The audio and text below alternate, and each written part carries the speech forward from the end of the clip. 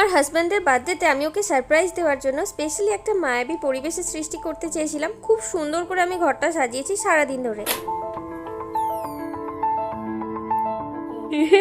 ভালো লেগেছে?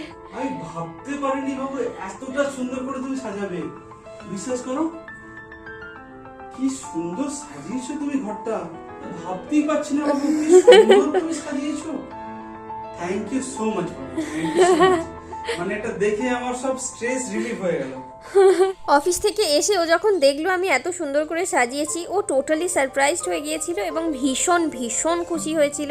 তারপর আমরা কেক কাটলাম, তারপরে ওকে আমি অনেক গিফট দিয়েছিলাম। তার মধ্যে স্পেশালি যেটা প্রত্যেক বছর কমন থাকে, নিজে হাতে ওকে কার্ড বানিয়ে দিই, যে কার্ডটা ও ভীষণ পছন্দ করে। এটা প্রত্যেক বছর আমি করে থাকি, আর একটা করে লাভ লেটার দিই।